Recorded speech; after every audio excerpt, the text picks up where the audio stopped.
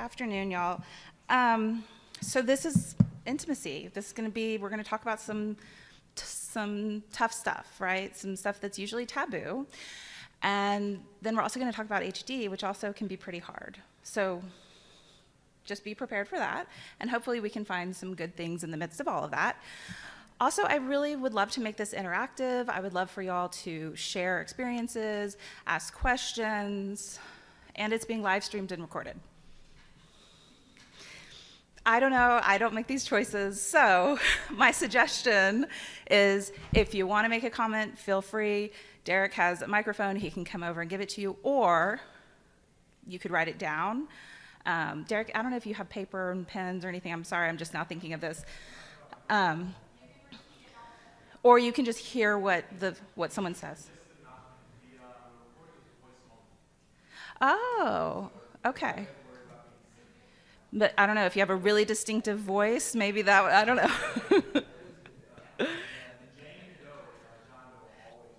That's right. So I don't know, I think this audience is used to navigating tricky, complicated things, so we're gonna figure it out. Okay. I don't have any disclosures. Why is it going dark? No, I'm doing right. Oh, but I guess you got to get the navigation correctly. So it was like this, but maybe that.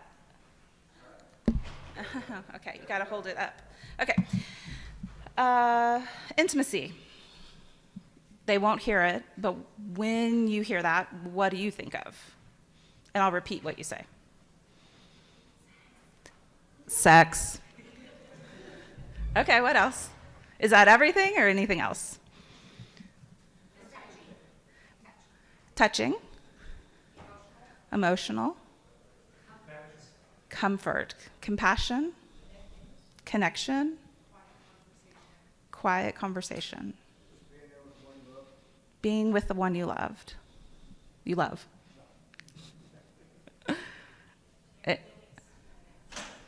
Shared experiences together. Yeah, so it's a lot. Being vulnerable. That makes me think of trust. Confidentiality. Yeah, so, no big deal. We'll get this done in an hour. Okay, so the American Psychological Association says that it is close, familiar, and usually affectionate or loving personal relationships that require a detailed knowledge or deep understanding of each other. And I'm realizing I've planned to read my slides and they're behind me, so we're gonna figure that out too. Okay, types of intimacy. Boop. So as y'all all identify, there's different types: emotional, psychological, physical, and sexual. So a lot of times we try to pair together the physical and the sexual, right? But you can see the physical is just, it can be hugging, it can be holding hands. You can have physical intimacy with people that aren't your sexual partners, right? The psychological is really like sharing of yourself, whereas the emotional is sharing your feelings. Oh, I should go over the sexual part too. Expression of thoughts, feelings, and desires that have sexual nature and are planned to arouse sexual stimulation and satisfaction. So it's all of it. So relationships are never static. They have to evolve over time as the individuals in them change. And I didn't know who Cheryl Woods was. She's a romance novelist, so I kind of love this. But it's true, and it's true for all of our relationships, right?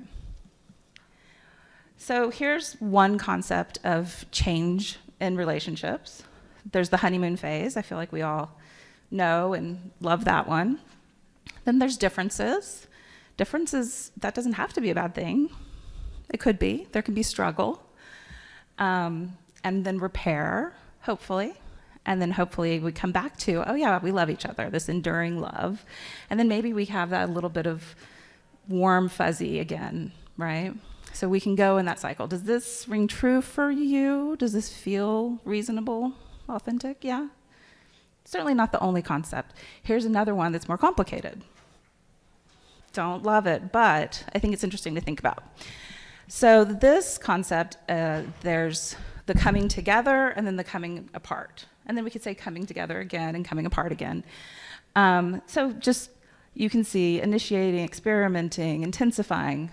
But just to make the point that HD changes the person that you love, or if you're a person with HD yourself, but change happens anyway. So if we know that it's going to change, how do we maintain good relationships? So here's an idea. We can use positivity, communicating with partners in a happy and supportive manner. We can use openness, assurances, networking with our community, share our tasks, joint activities. When I look at this, that sounds great. And then when I think about people I know with HD, I can think about how that becomes pretty challenging. Even just something simple like sharing tasks. You know, a lot of times as someone has HD and it progresses, one person ends up taking on a lot of the tasks that used to be shared. So it could be something like the dishes, it could be doing the bills, and it's not because the person with HD isn't willing, but you know, things are changing. And so if these are the things that help us maintain our relationships and we're not able to do that, then to me that means it's something that we have to pay attention to and get creative about. Maybe it's something that we have to mourn, you know. Oh, I don't know why I'm not better at this, my apologies. Okay, so here's an idea for maintaining relationships, is mindfulness. And mindfulness has all sorts of applications, but here's an idea of like when you're getting upset, when you're getting frustrated in your relationship, any relationship, you can use this acronym of RAIN. So recognize, try to use non-judgment, and recognize how you're feeling in the moment, allow. So you're gonna allow those emotions. If you're feeling the feelings, you are. You can't change that immediately, right? You're just feeling those feelings, so allow them to be. Allowing doesn't mean that you like it, but there it is. Investigate. So you can ask yourself, what am I experiencing? What's calling my attention? What does this feeling need from me? And then nurture. Observe your thoughts, the feelings and sensations without attachment. And then some ideas of like nurture the painful feelings by putting your hand on your chest, on your heart, speaking words of kindness, reassurance, compassion. So I like it. You can try it. Okay, relationships in HD. So in 1997, this author found that partners acknowledge the burden of future disease, which you do. The authors observed that the partners of people with HD experience almost the same levels of distress as the carriers themselves. Does that surprise you? Yes, no? No. No. And I think it speaks to how much love people have. I mean, I think it's kind of heartbreaking, and also it's really beautiful that people who love people with HD are in it. They love them and they care. And yeah, it's hard that there's distress.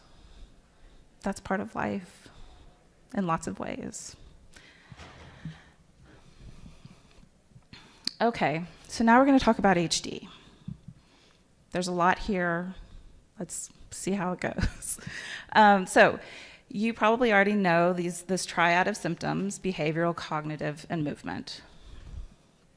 So here's a recent paper. There's some names you might recognize, like Dr. Sung, who's here. I don't see anyone else who's here. Dr. Frank is on the board of HDSA. So they looked at, okay, so we know that there's these symptoms. What are people's perceptions of the symptoms? The patient, the caregiver, the partner, the physician. So here's what they looked at. This is their image. We're going to go into that more. So cognition, they looked at perseveration. Perseveration is just getting stuck, right? Who has seen someone with HD get stuck? Yeah. It's like a really common symptom in HD. How do you think that perseveration impacts intimate relationships? Just call it out and I'll repeat it.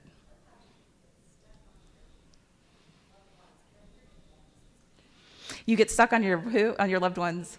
As a symptomatic person, you can get stuck on your perceived Oh, okay. So the person with HD can get stuck on their person's defects. As a caregiver, you didn't do it right, do it again, do it better. That seems like it would be a problem in the relationship. Like, that doesn't feel good for, I guess, either person, right? What do we do about that? So if you're the person who's being criticized, and in this case with perseveration over and over again, what do you do? I mean, what feeling does that bring up for you? I mean, for me, it would be resentment, it would be anger, self-doubt, okay. Frustration, shame. What if they're right? And then they're repeating it to you over and over. Defensiveness. Shut down. I'm not going to repeat that one, but really bad. Okay, so we're on symptom 1.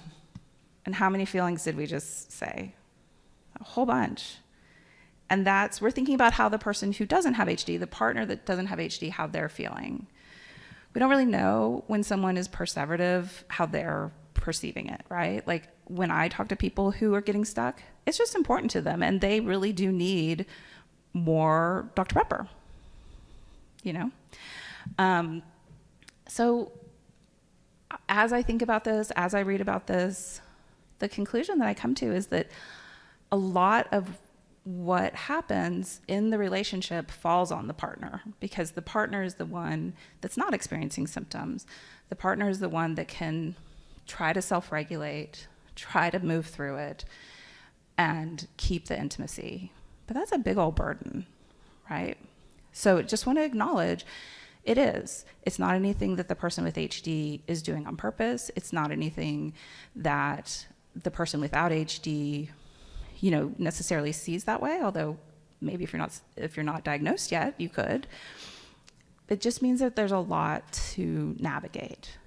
And partners of people with HD tend to know what they're getting into and stay, or if they didn't know, they still love their person. That's what we see most of the time. And yes, divorce happens. Yes, people break up. But over and over again, we see people who are partnered. So how do we help both people navigate, right? And I think that, to me, the answer is a lot of support, a lot of helping you develop skills as the partner so that you don't take the perseveration personally, you don't feel all of those negative feelings 24 hours a day. Maybe you feel them and you use that meditation to recognize how you're feeling and maybe move through it and figure out what other strategies you can use. And we'll get to that more. Okay, well, that was just one symptom. Here we go. Memory and learning. Sometimes, you know, when people are having a hard time learning, when they're forgetting, it can be really frustrating for everybody, right? And again, with that frustration, that doesn't really create closeness, connection, trust, all of those things we named before. Executive functioning, that's just like being able to plan, being able to do some things that take some complicated thinking. Attention and concentration. You know, maybe the partner is frustrated because the person with HD isn't paying attention, or, you know, they're not concentrating, or they're forgetting. People can get pretty rigid. They're not adaptable. They can have difficulty with communication. These are things that you already know, right? You've seen these symptoms before, but think about how it affects your relationship. And think about maybe, and it might be kind of uncomfortable, think about times where maybe this was the problem, that it was actually HD, it was actually a symptom of HD, and not just that your loved one was being difficult. I mean, they were being difficult because this was hard, but not their fault. It was the disease. Okay, so I want to show you this slide that this paper created. There's only one screen. Okay, so this is looking at how many times did the patient, the person with HD, report a symptom versus the caregiver, which in this case included a lot of partners.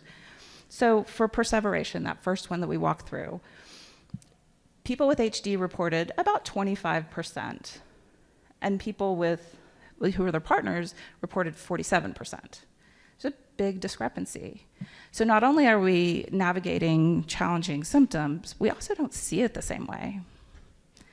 And so if you're trying to talk to your loved one with HD, hey, you're doing this thing, they, because of the HD, can't see it. So whereas earlier in your relationship, you may have talked through whatever was happening, hey, you're leaving your socks on the floor again, please put them in the hamper, and then they can correct that and we can move on and everything is great. They don't even see that it's a problem. They're blind to the socks. They're blind to the getting stuck. And so the same thing, people with HD saw memory as more of a problem than their partners, which I think is interesting. Not the same thing, I apologize. And I think, to me, I see that play out sometimes where the person with HD might be having a really hard time remembering and the partner doesn't see it. They kind of, still expect them to be capable of the same things they've always been able to. And so they have those same expectations, and then the person with HD might feel like they can't. And they might really not be able to. But with the other domains, there still is this discrepancy. With executive functioning, with awareness is about the same. Slowed processing. Does anyone know what that is? Do you see that? Do you think about it? Right, that's what I thought. So slowed processing, that just means that it takes people longer to understand what is happening, understand what the person is saying, just like longer, right? And we're fast paced, and when we're used to asking a question and needing a response right away, and it takes someone longer to comprehend what you've said, and it takes them longer to come up with the response, it can feel like, to the person that doesn't have HD, like their partner doesn't care, like that they're ignoring you. But slow processing is a really common symptom of HD that people with HD are saying they see, but the partners don't. I'm trying to move forward, but it's not. Here we go. Oh, too far. Okay, emotional behavioral. These are probably symptoms that you are familiar with as well. And again, with symptoms, not everyone has every symptom, so I'm sorry I didn't say that before. These are just possibilities. So this paper divided it into negative affect and discontrol. So just not being able to control. So negative affect, anger, anxiety, apathy, depression, not super romantic. And again, nobody's fault. It's the disease. But how do we navigate around that, right? And one thing that I hear a lot is apathy. Anyone want to share how they see apathy show up in their life? Whether you're someone with HD or a family member. Y'all don't care either. Okay, got it. Okay, so apathy is just not caring, right? Apathy is, they're not angry, they're not depressed, they just are meh. And so, when the person who doesn't have HD is like, hey, let's go to the movies. Nah, I'd rather sit here. There's a TV right there. Why? I don't want to go. And so the person that doesn't have HD is like trying to make a connection, and the other person is kind of shutting it down, even if they don't mean to. So apathy is pretty common. What are some ways that you think that, or have you been able to, or maybe not, how have you overcome apathy with someone that you love with HD?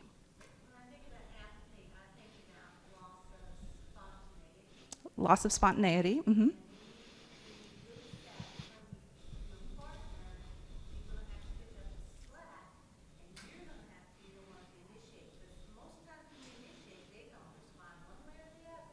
Okay, I'm going to repeat what you said.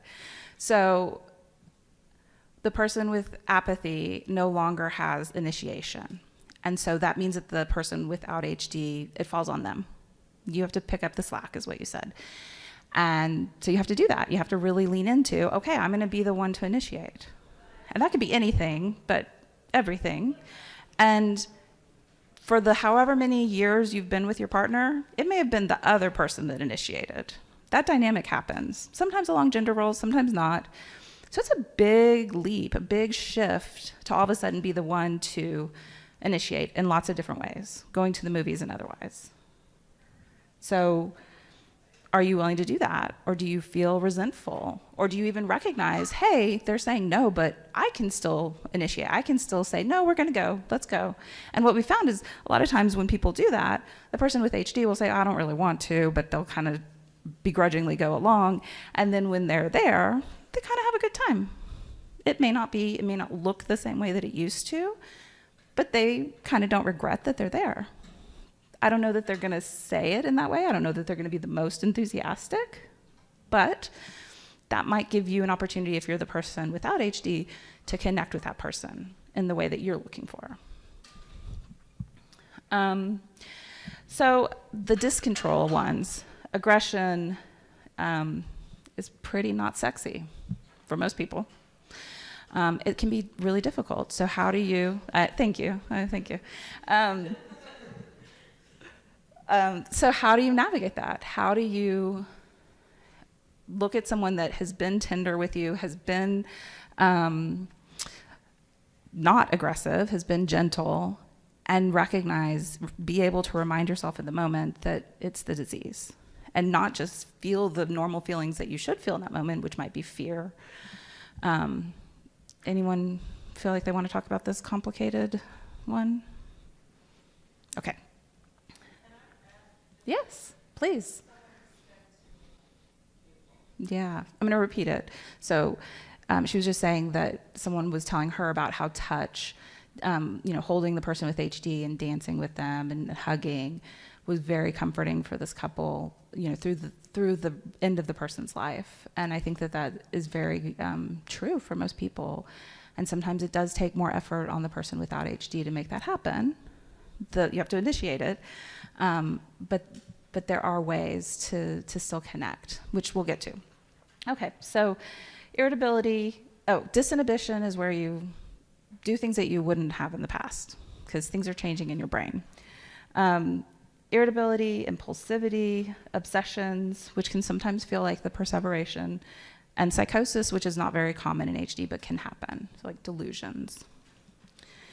So here again is this chart with how people with HD saw it versus other people. So people with HD felt like they were more anxious, about the same on depression.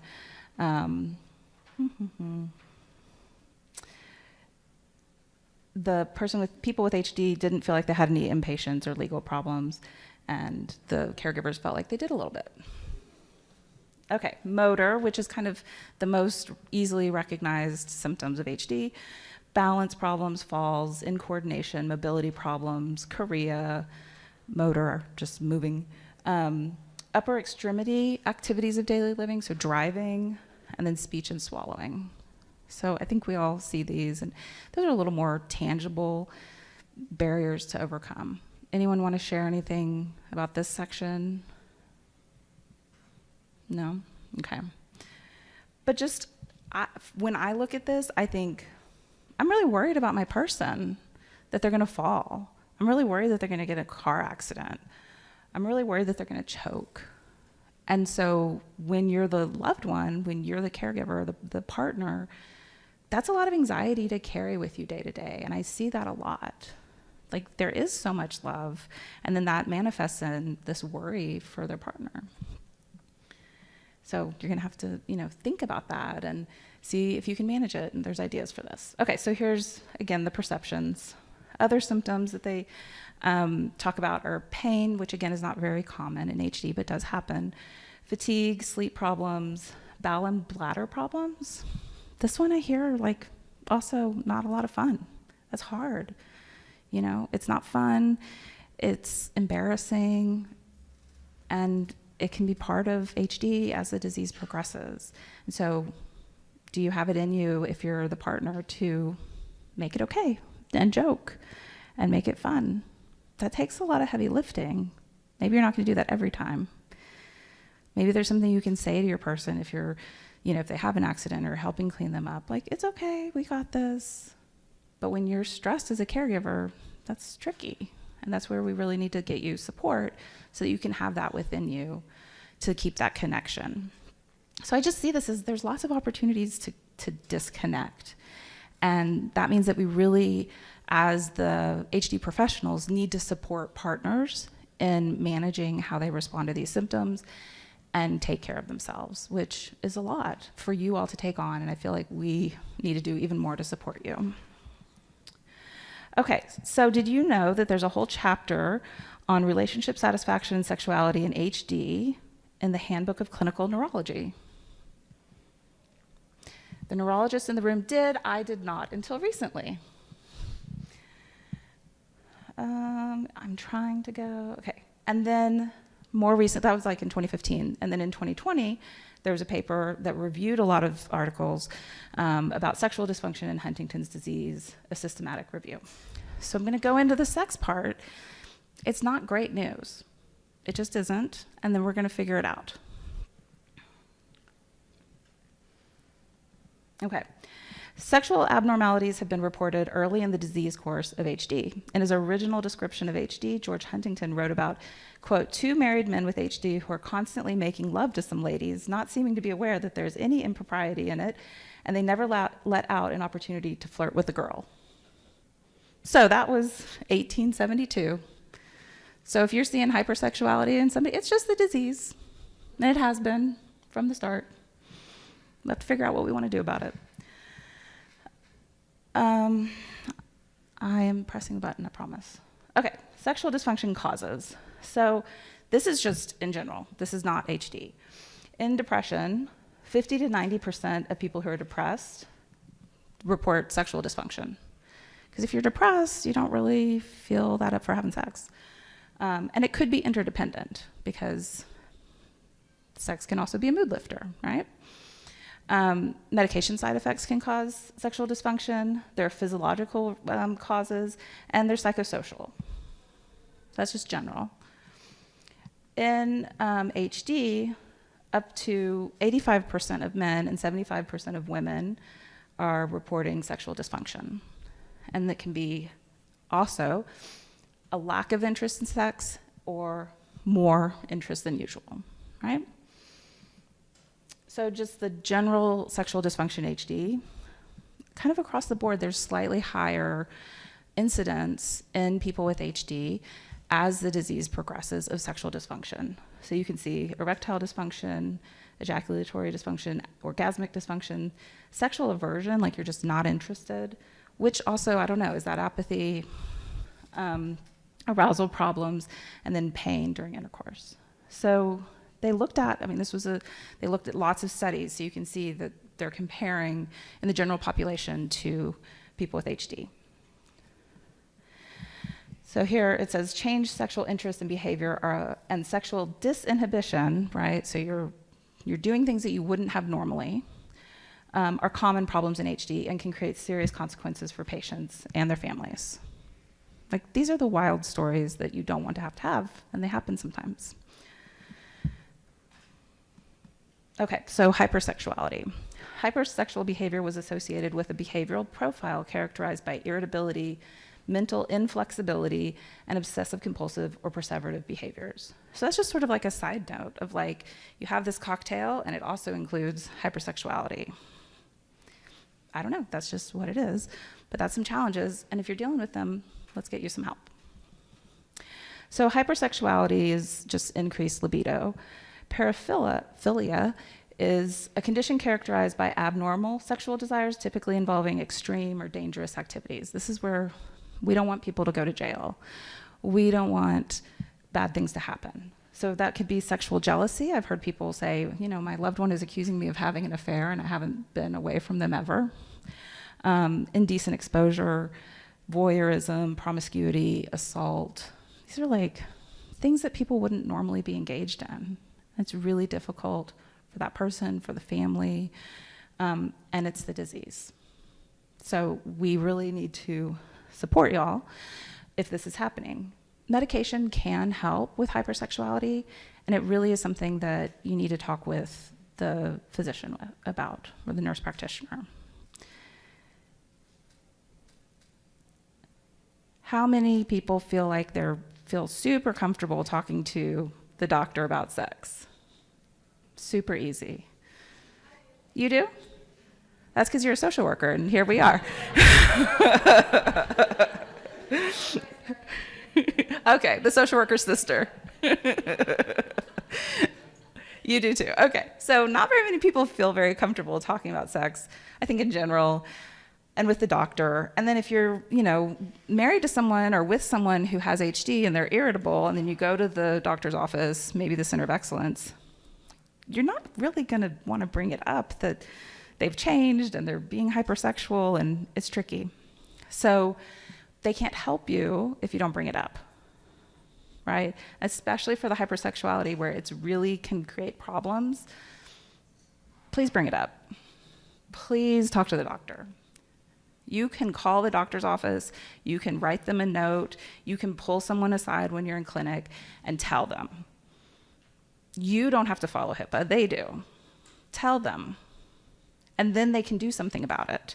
And some of the medication that treats hypersexuality also treats other HD symptoms, and so they're a really good match. But they can't know to prescribe it unless you tell them. Okay? Call the social worker. Okay. So, hypersexuality. Psychotherapy, maybe sex therapy, but this is happening in someone's brain because of HD. In this case, it's probably the medication that's going to be most effective, and depending on where the person is in their disease course, maybe those other strategies can help. They're not as promising as the medication. But we can do other things to help in that situation. So collaborate with the medical team. You can educate law enforcement. You can ask your Center of Excellence or someone with HDSA to provide law enforcement education if it's getting to that point. So this balance of trying to restrict what they're doing while also hoping to maintain their independence as much as possible. And that can get complicated. So when I say restrict, I mean, if someone is on dating apps and they're telling people their address, maybe it's time for them not to have access to the dating app. It's those kinds of things that, do fall on the partner. And that's hard. We're here for you. Set boundaries. So if your partner is hypersexual, you do not have to respond and engage in the amount of sexual interaction or whatever it is that they're asking for just because they're asking, or maybe more, right? You get to set boundaries and you get to keep yourself safe. It's really important.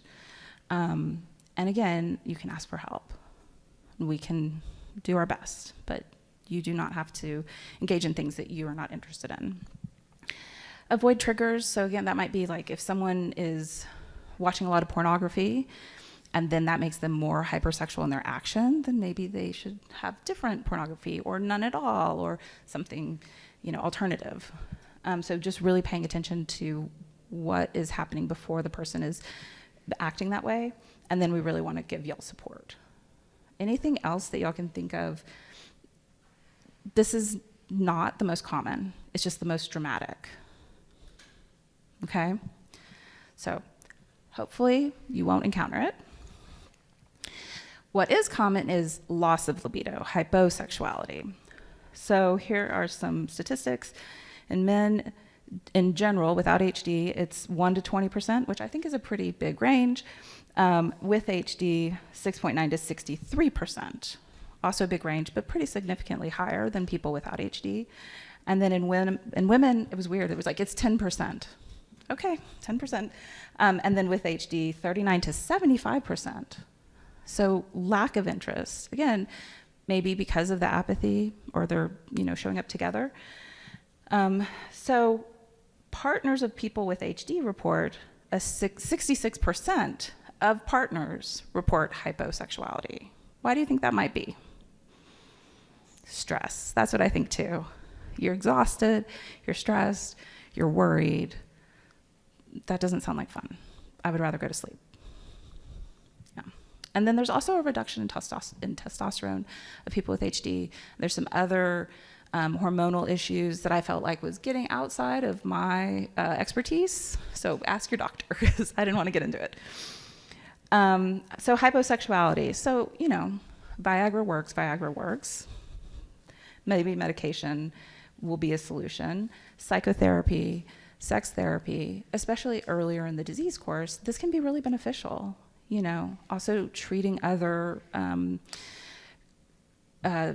symptoms that are showing up. So if you're depressed, maybe we just need to treat your depression, right? And then, again, like we talked about earlier, if the partner tries to overcome the apathy and entice them to do something. So the only way to make sense out of change is to plunge into it, move with it, and join the dance, which I kind of love because Korea is dance-like movement. Yeah, you got it. Okay. You can fight it. A lot of people do. It's even more exhausting. So roll with the change, see what we can do. What can we do? So here are the things that I came up with and that I've looked at, but I'd love to hear what else. So you can talk about it. You can talk about it with your partner. You can talk about it with your friends, with the clinic. You can just talk about it. Does that seem easy? No, none of y'all want to talk to your doctor. You going to talk about it? I don't know. Maybe you need a journal. There's so much stigma. Let's figure out how we can talk about it. You can remember the good times. So it might be hard right now. Can you call upon your connection earlier in your life, earlier in your relationship? Can you capitalize upon that and then see what we can do in the present? You can make plans for the future, and we'll get into that in a second. But if you're worried about the future and that's one of the things that are stressing you out, then maybe exploring and really making that plan for the future will help reduce your stress and help you feel more calm and able to connect with your partner. You could try to enjoy each other. You could sit on the couch together. A friend of mine was saying, sit on the couch together instead of the recliners. Maybe just hold hands. Give them a wink. What other ideas? No, I'll keep reading. For partners, you can remind yourself to blame the disease. This isn't your person. It's HD. It's not nice, but it's not really them. Get creative, and I mean that in lots of ways. Okay, good. Take care of yourself, and I mean that in lots of ways. Okay, you can go to psychotherapy. The person with HD, get support. And we often hear, I really want a therapist that's familiar with HD. And I get that. I would want that too. HD is not common, and it's going to be difficult to find a therapist that has familiarity with HD. But a therapist is a trained, licensed therapist, and they do know what they're doing. And they can learn about HD, and there's a whole group of people that can teach them about HD. And we are happy to do that. And that's going to be the most efficient way to do that. Go ahead. You want to say something?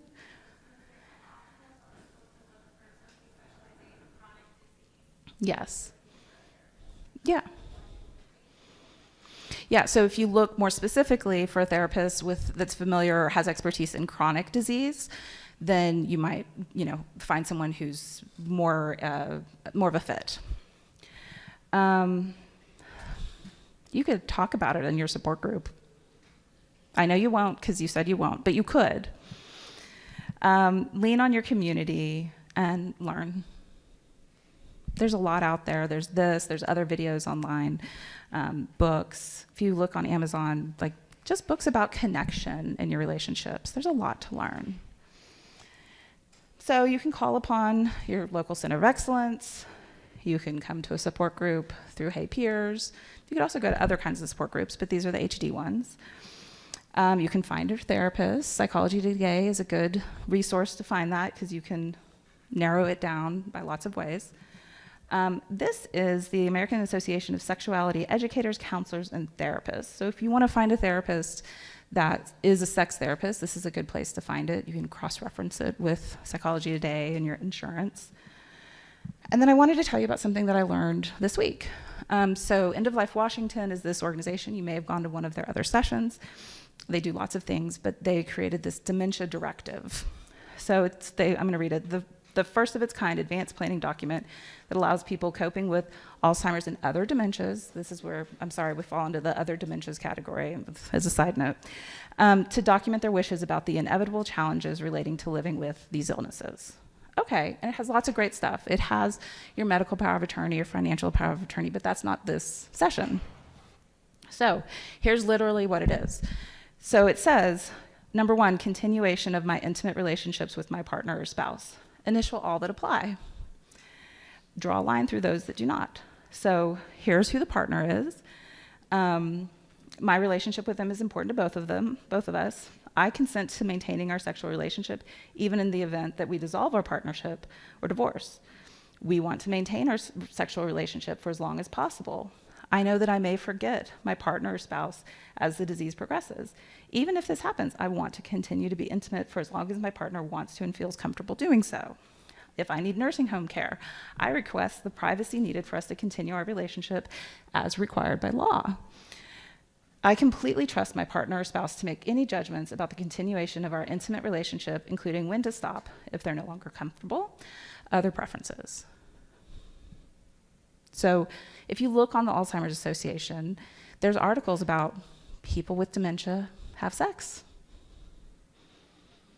Old people, sick people, people have sex. And so if you have discomfort about whether or not that's okay, talk to the social worker, talk to the doctor, read, educate yourself. It's a conversation to have with your loved one. That's what would be ideal. Filling something out like this if you're so inclined. Then there's even more preferences regarding my partner or spouse having relationships outside the bounds of our partnership or marriage or other committed legally, blah, blah, blah. What does that do for your relationship? Is that going to work for you or not? We don't care what you do. Just write it down. Let us know. Let your partner know. I don't actually want to know. Let your partner know. Preferences regarding future intimate relationships for myself. I know that residents at long-term care facilities sometimes develop relationships with each other that can result in a less depressing and or happier time for both. I am not completely opposed to my having such a relationship if in my mental health care agent's judgment I seem happier and not coerced in any way. My moral, religious, and or ethical beliefs preclude my engagement in any other relationship besides my partnership, blah, blah, blah. Right? Pick one, write a third one in. Do what's going to work for you. And then if it changes, you can update this document. You can have another conversation. In fact, I would encourage you to keep having conversation about it. Relationships are never static. They have to evolve over time as the individuals in them change. And guess what? That happens to everyone, HD or not. You're not the same person you were when you got with your partner. And neither are they. And change is going to happen.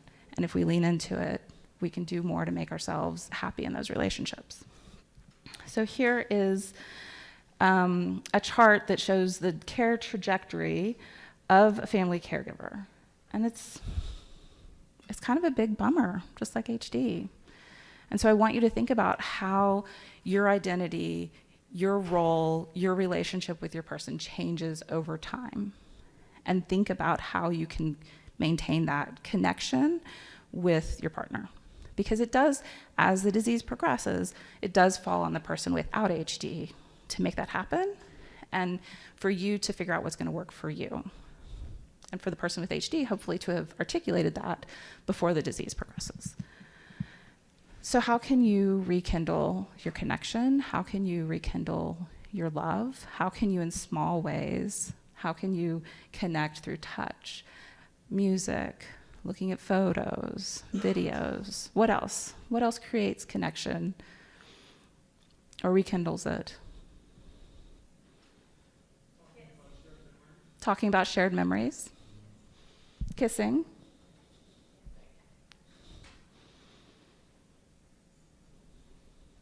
There's lots of things. What do you enjoy? What do you think about at the beginning of your relationship when it first started? There might be things that aren't possible. How can we modify it to be more like it was? How can you stay connected to your loved one?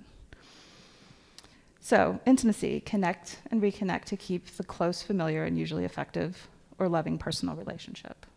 Intimacy can be sex. It can be lots of other things. It can be love and connection. And we want you to continue that. Thank you.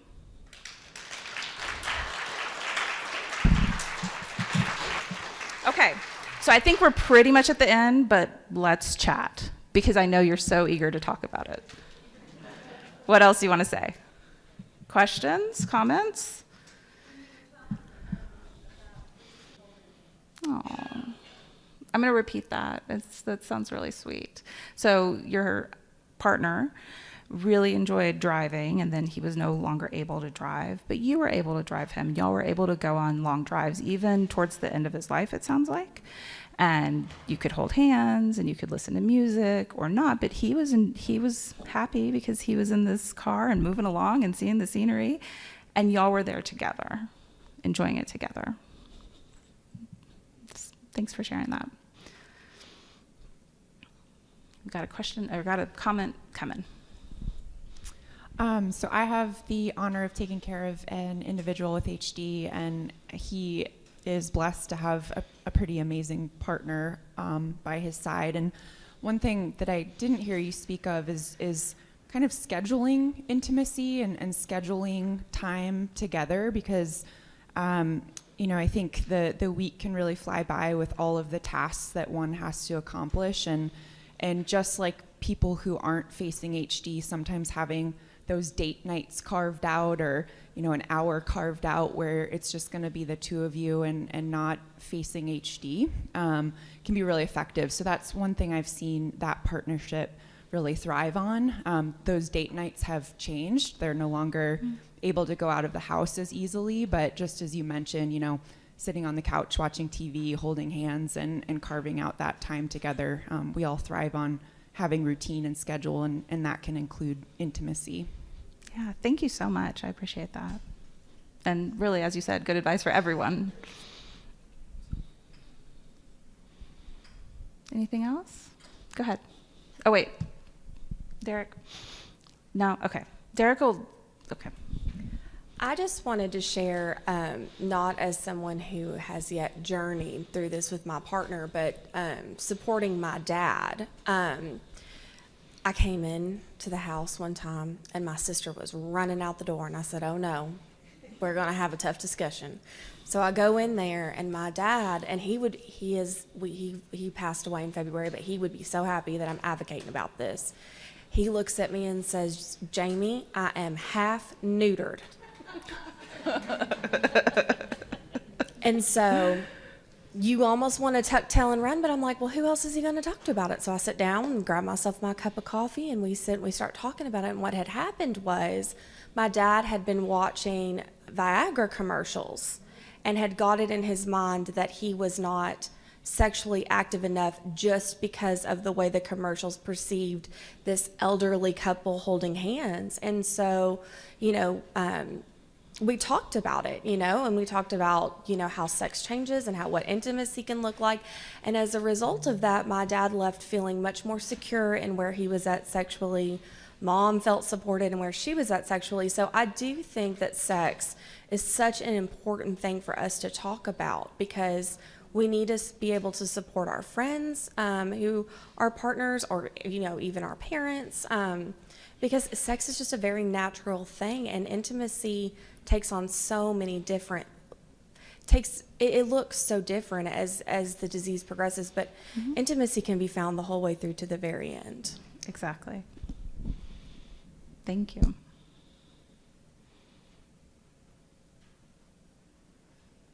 All right. Thank you all for joining me. Have a great afternoon.